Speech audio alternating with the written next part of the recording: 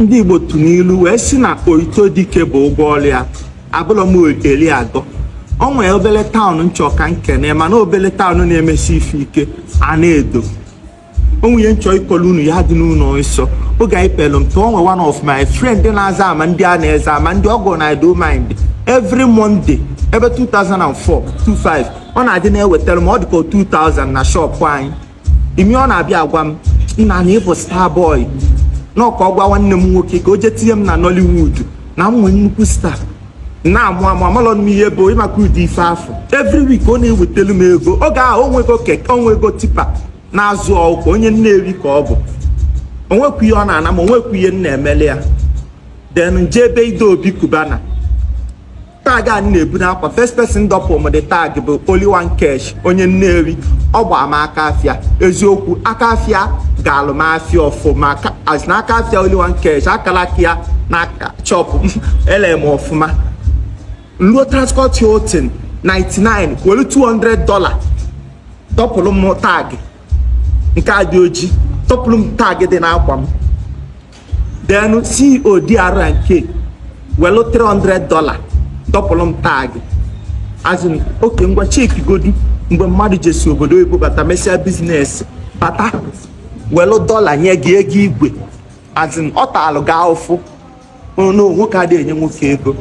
Ọ ya nwa bụkwa onye nye m glaasị na-akpọ egwu onye ebe onye Anaedo ifụlọ na-ekenekali ekene ọ bụrụ deme den nke gbakazi ime isi bụ ebe anyị ji ebe ide na Lekki one lady onye Nnewi kpọrọ m na-eji egosisi m ndị Nnewi niile nwere ego bịa ọ na-eme Zeus ịmaka ndị ọgaranya si ma ọ masị kọmọsị Zeus ihe ịmaga ụdị ya nsị a yes ya ọnụọmụ Zeus ọsịa enyewu Zeus ego ọsị m bịa onye a enyela 2 million na onwekwu ihe o ji ego m eme. Amamunu ọzọ m esi kene unu mee kenekwa unu n'ọnwụ ọkwa na ndụ so onwe Nnewi ọbụla mejọ ma agba alụgokwa m ọ dị ka mma na dị nwaanyị na Nnewi. What kind of love is this? Imali ebe na nwaanyị kpọrọ gị na-eji egosisi gị ụmụ nwoke ka fanye gị ego for nothing. Ọ bụrụ ndị Nnewi bụrụ ndị Anaedo ọkwa ya ka m si na ọka nkene na m amara unu ọzọ ịghọtago ihe nke a nwekwa ka ọ dị m na o jizikwa ma ruo oyi.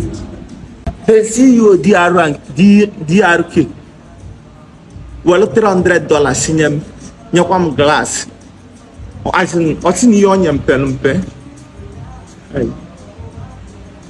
it can only get better. Unu mana unu amara ebe afọ a si bịa ọ na Nnewi ka it can only get better bido.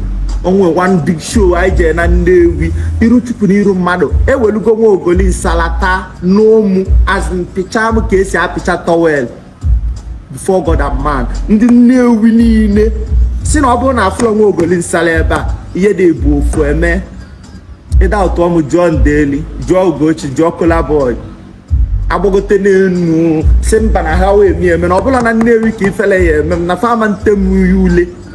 Ndị Nnewi emela ome ule I swear ebe a ka it can only get better bido. Ayọlụ m nsi n'elu gbadata mgbago enu adịm fun just ka m welu maịkị sifa ka ihe m ga-akọlụ my mother ifu ego abụọ m n'abalị a ndị mmadụ story ma dị story apịchago m fa adọpụta m bọọ m nzu tụọ m edo kwaa m ugo nye m ewube. Ọ bụrụ na efu ihe meda ide ịma na ihe m na-apịa ebukoso makwa m ihe ọzọ m ga-agwa unu. It can only get better. Peace and love. I know more. No worry, I dey come.